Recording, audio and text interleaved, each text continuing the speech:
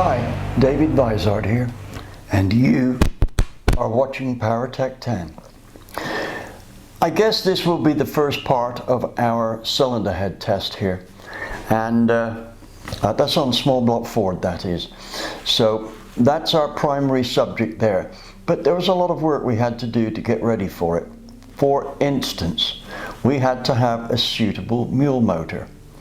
Well, Andy of the Andy Wood fame does quite a bit of work for me on the side to help out with my work overload here.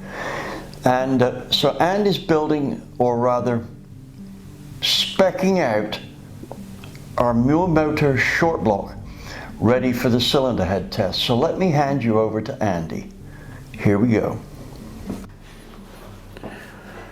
Hi, Andy Wood here. You know, when it comes to porting cylinder heads, there's a lot of videos out there. But what we're going to show you is not only the porting itself, but we're going to give you all of the data that goes along with it. The flow results and the dyno results, but most importantly, knowing that you're going to win races. You know, when it comes to doing these tests, you got to have a good dyno mule. And the reason for that is you got to be able to have repeatability and durability to validate all of your testing. So when it gets to the nitty gritty, let's talk about that. Like these pistons right here, these are Moly forged pistons, but guess what? They're not for a Ford, they're for a Chevy. And guess what else? It's got Chevy rods. What does that equal? A strong running engine. So you might be asking yourself, why would you put Chevy rod and piston inside of a Ford? I tell you why. When you want to turn a lot of RPMs, that longer rod is made out of powdered metal, okay? And that's going to give us 8,000 RPM durability. Now these pistons here, they have very skinny rings, 1 millimeter. That is going to give you low friction, so that frees up power. So there's a multitude of things going on here, and there is a science behind this, but it's all going to equal horsepower at the end of the day. You know, when it comes to assembling an engine, you can have all of the good parts, but the one thing that remains constant is the cornerstone for any engine build is having good machine work, okay? And that is priceless. The machine work on this engine was done by Terry Walters up in Roanoke, Virginia, and let me tell you, his program is second to none.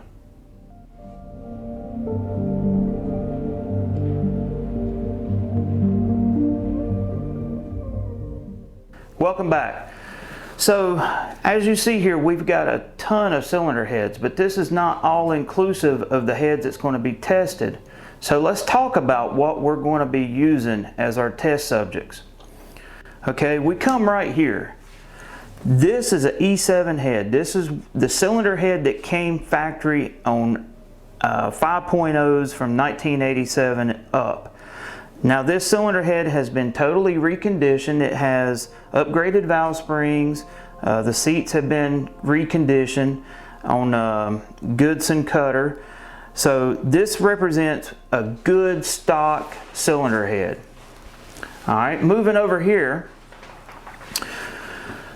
Two of David's attendees to his class did these cylinder heads. Now this represents what we'd call a machine finished head. It's been ported, but there's been a lot of things done with a machine versus a hand job, okay?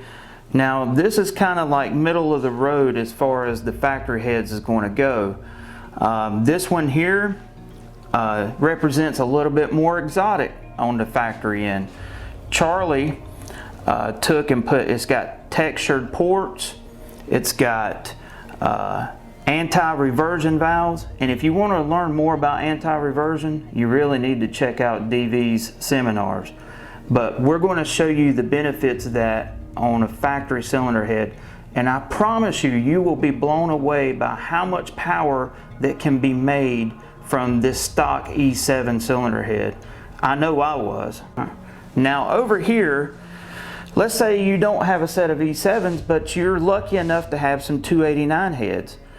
DV's techniques can be applied to these cylinder heads as well. This here has a port design that was done by one of his attendees, Charlie, and it has DV's famous chamber mods done to it. Now this head here is a really close rival to the best E7s, but we'll let the dyno do the talking when it comes to it. Now, last but not least, I saved the best for last, and I'm going to let DV give you the lowdown on what makes these heads so special. So stick around. DV, give them the lowdown. Okay, here's the lowdown on this. This is my Super Trick Dart modified 170 head. From Dart they start off at about 165 cc, but by the time I've modified it, they're about 175. Now that doesn't sound much bigger. It isn't. However, I did manage to get the flow up to 300 CFM with a 175 cc port.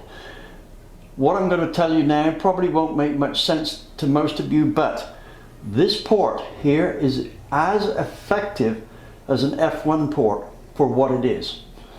This I measure by taking the port energy density of the port. This is matching F1 category stuff and Pro Stock. How well did it work? It was dynamite. You want a head like this? You either do it yourself or you pay me $4,000 to do it. That's how much work goes into it. Lastly, we got this trick flow head. I haven't assembled this, it was not time to do that. But this is another one of my favorites here. They're very good for torque and horsepower out of the box, but they port up brilliantly. So we're going to look at that. Now let's look at some of the other more common cylinder heads, and we'll go over to the ones on the other side. But hang on a second, I want to interact with you a little bit. So DV, give us the lowdown on port energy. Why is it so important that something that you don't see a lot of on the internet? I've never seen port energy mentioned in a video, but why is it so crucial and what does it do? Port energy is developed from mass airflow and velocity. Mass airflow, i.e. big flow numbers, don't necessarily make horsepower. That's right. This is where we get that expression, the flow bench can only tell you so much. Exactly. People who stop at the flow numbers are not getting the full benefit of what the flow bench can tell them.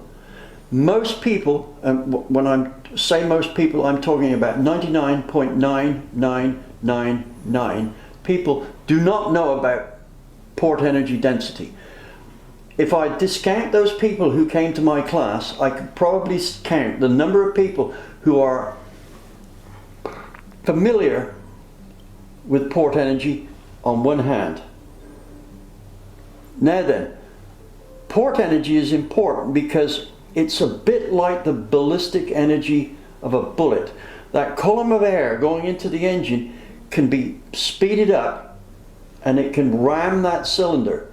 The result is more horsepower and more torque per cubic inch. The hard deal to get here is torque, right? You only get torque by having your port design correct and matching the camshaft to it. Now I can take this and exactly what he said, and I've applied it in my cylinder head and in my life. Now he and I did a 393 cubic inch Windsor for my truck. The port wound up being 192 cc's and it flowed a little over 315 CFM. But the interesting part about it is how many foot-pounds that engine makes. Most people who make a good street strip engine build, they will only get about 1.2 foot-pounds per cube, but we were able to get up around 1.4. That's what separates the men from the boys when it becomes the engine building, because the more foot-pounds that you can get from a streetable compression ratio means that you're going to be in front of the next guy. Is that not right? Yep, that's exactly so. Anyway, Andy, give the guys the lowdown on that. All right. Okay, these cylinder heads right here represent the next level up from a factory head. This is actually a Ford racing head. It's an aluminum version of a GT40 head. that was offered as a production item in the mid to late 1990s. This is an aluminum version of that, and this head right here is an improved upon version of the Ford head. This is made by a company, PowerTec. It has 180cc runners, but the main thing about it is the way the runners are shaped. It's a more efficient port, and it's going to deliver more power than even the Ford racing head. Okay, so we've given you a brief rundown of what we're doing here. So next we're going to talk about the flow numbers and the dyno numbers of what the stock E7 heads will produce.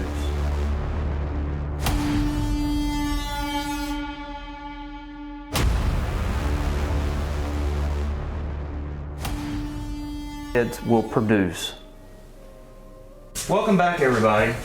Well, today is a Sunday morning and we decided to come down here and do some work on these flow numbers. So David has come up with a program with Stan Weiss, and it's called the IOP, and it's really eye-opening because it gives a way to measure cylinder head performance. So DV, will you tell everybody about it?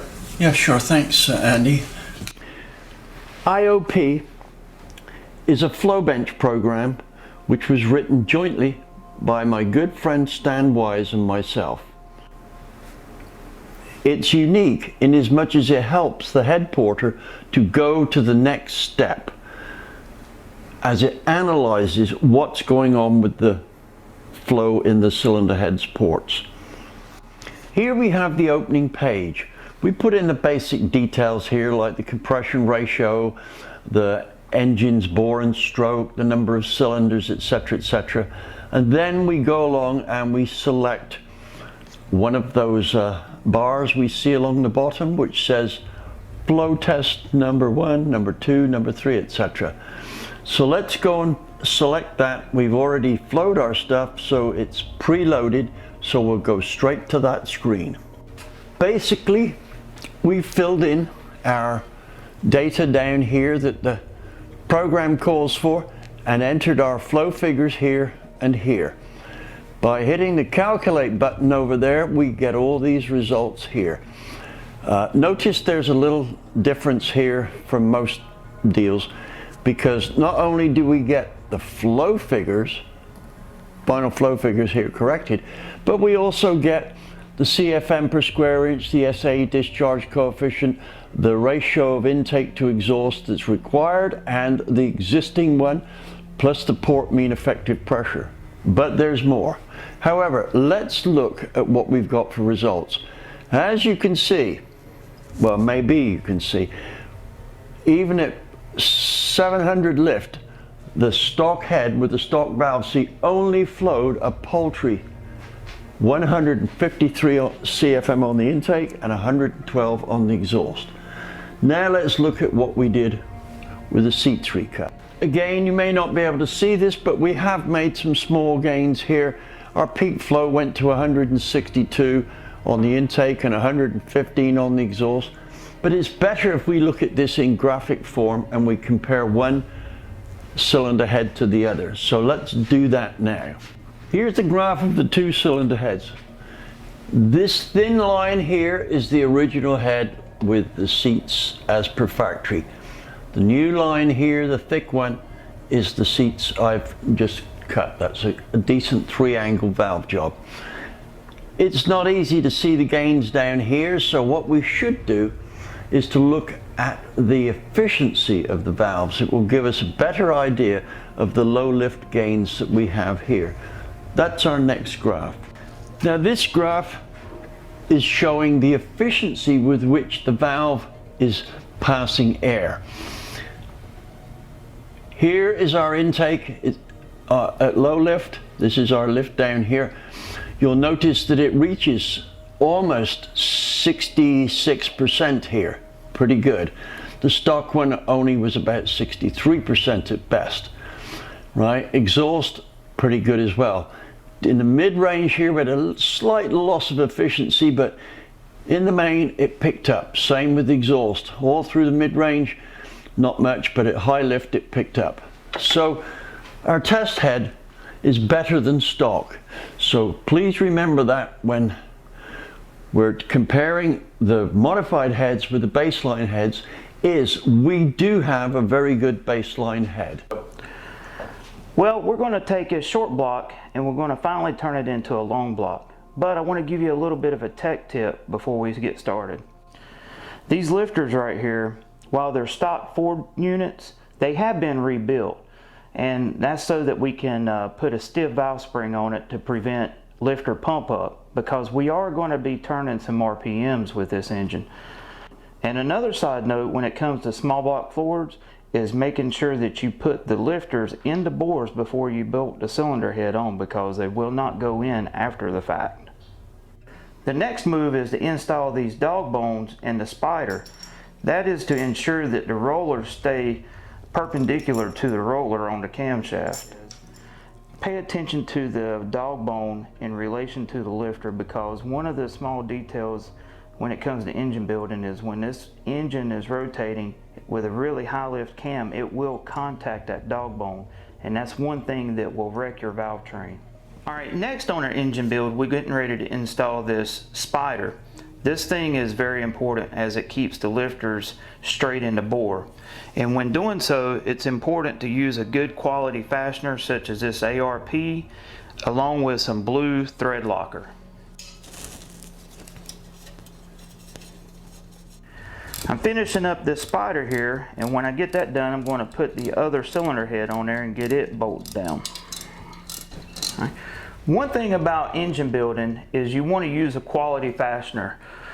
We've used these hex head ARP bolts with really good success.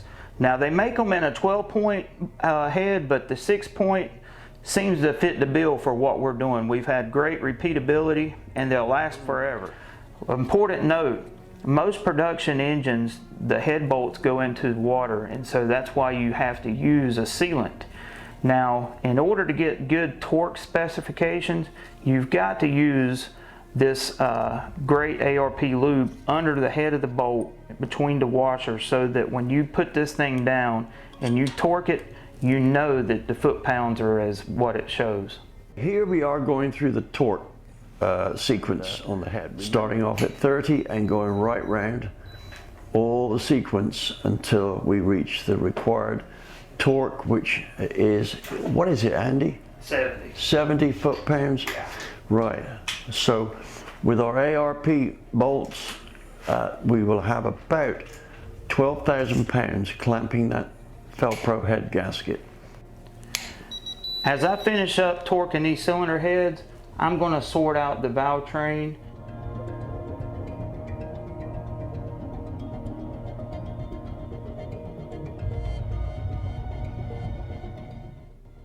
Terry Walters, team leader, 42 years in the business. Jack Sane, nearly 40 years experience, engine tuner. Charlie Savidio, cylinder head porter, 30 years plus cylinder head experience. Today, I'm a dyno assistant. All right, the intake we chose for this was the RPM air gap. If you note the slot cut here, this aids in tuning and permits a little extra top end. I have found a lot of the engines, manifolds you buy do not have this milled out. An inexpensive way to do this without taking the manifold off, having it milled, is buy one of these old Ford gaskets. Cut the center out, put it on there, and it gives you the exact same tunability and a little addition to the top end. Okay, what we have here is a set of E7TE Ford heads reconditioned to stock specs. 1.78 intake, 1.46 exhaust, stock springs, stock retainers, stock locks, and stock rockers.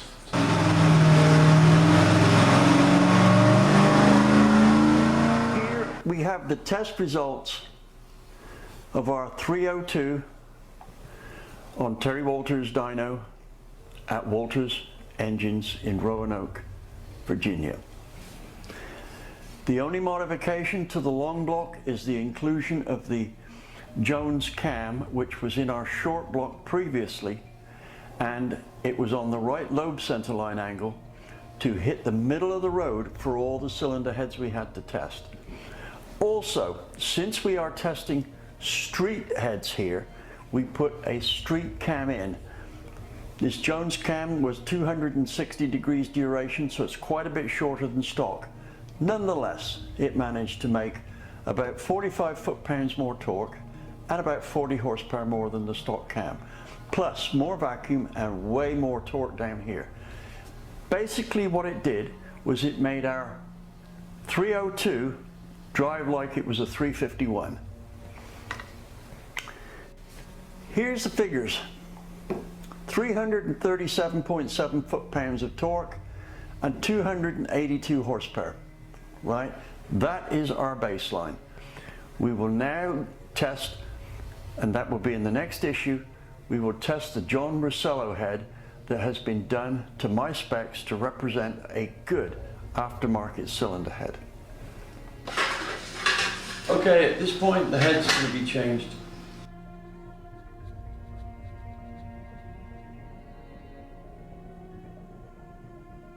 You need to hit the notify button, the like button, the subscribe button, etc. Why? So that you don't miss part 2 of this video.